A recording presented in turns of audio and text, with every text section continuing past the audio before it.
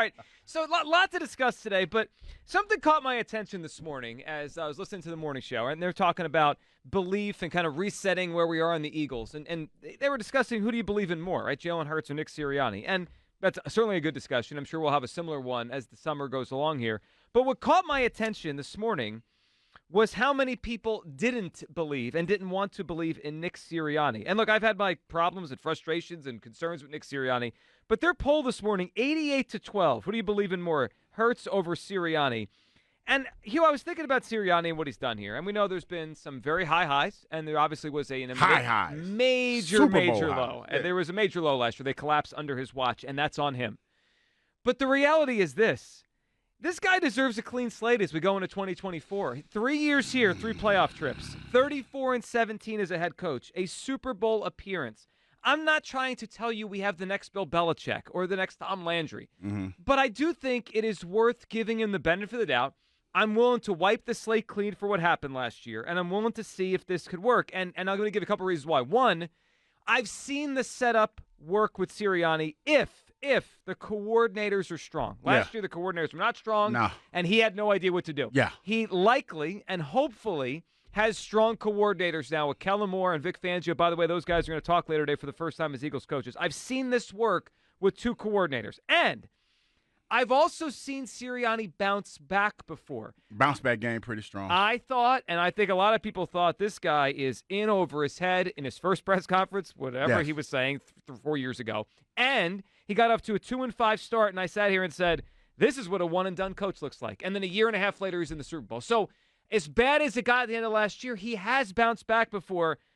I'm willing to wipe the slate clean. I've been very critical of Sirianni, but I'm willing to wipe the slate clean for 2024. Hughes, should we wipe the slate totally clean for Sirianni? No, I don't think so. I think that, Coach Sirianni has done a lot. He's gotten us to the Super Bowl. He's been in the playoffs since he's been here. Mm-hmm. I mean, he's done some really good things. But I look at it like this. You ready for a bad analogy, Joe? Oh, yeah, always. Ready for one? I always got one for you.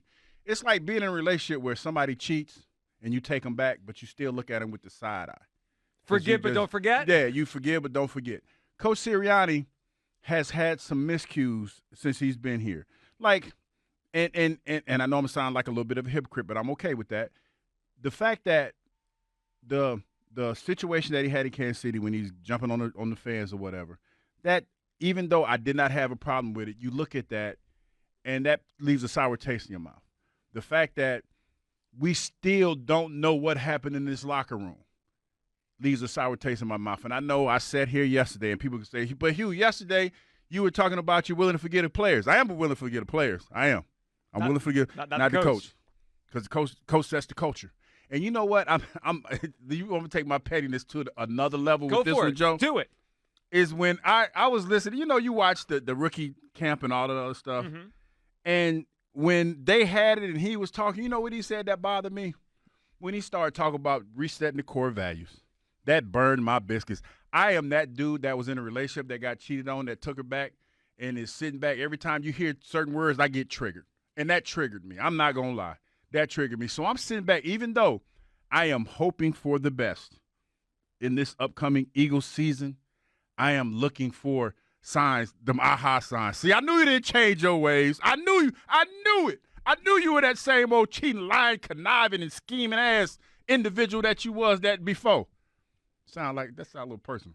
It's not, but I'm just saying you get my point. Yeah, though. You get where I'm coming from with this. It's hard. I know for a lot of people it's hard. It's why I think people are having a difficult time turning the page and giving them a clean slate here. 215-592-9494.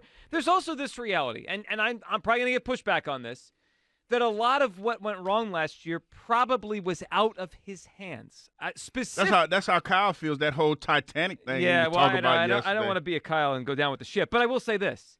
The defense last year couldn't tackle me. I mean, they couldn't tackle anyone. They probably could have tackled me, but they couldn't tackle anyone in the NFL last year. That's not on him. He's the head coach and an offensive-minded coach. What is he supposed to do if the defense thinks? That's on Howie. That's on the coordinators. And we could make the thing back and forth. Did he really fire Desai or what? I don't know. But it didn't matter. They weren't a very good defense before that. So the defense was bad. And the other part that I do think was a little bit out of his hands, a little bit, not as much the defense, but a little bit.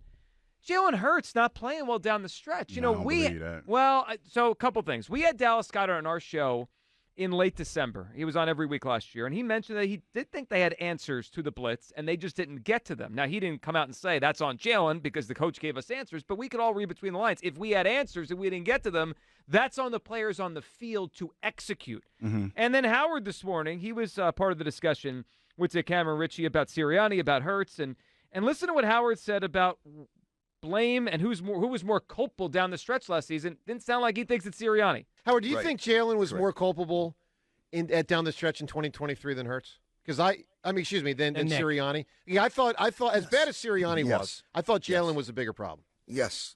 I mean, he didn't do a good job of making reads. I was told that, and Kelsey, and they're going to obviously miss him, but I'm not bringing it because they're going to miss him. Yep. Kelsey would point out where the blitzes were coming from. He would give him the signals, and yet he still didn't recognize it. I would say, I'll say many times, not most of the time, whatever. Many times, he still didn't recognize that.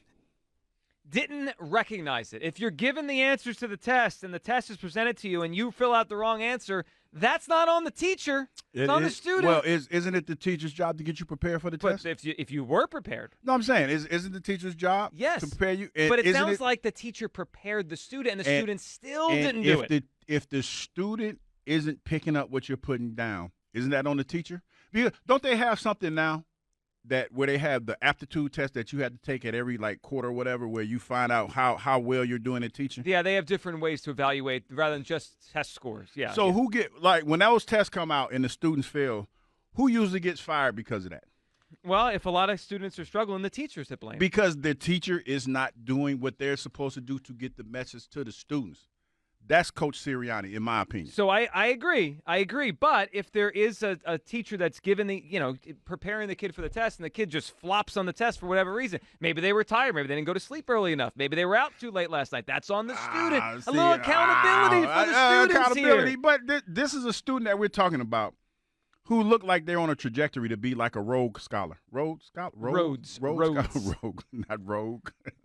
No. Or renegade. The quarterback may have gone rogue last year. I don't think he was a Rhodes scholar. But you get what I'm saying. So now you have to look at the teaching mechanism, in my opinion. And if that's the case, if Jalen was out there going renegade, which there is some proof of that, because when you hear A.J. Brown talk about, not to bring up old stuff, but it's relevant to this story, when you start talking about some of the stuff that they said they did in Seattle, it's relevant.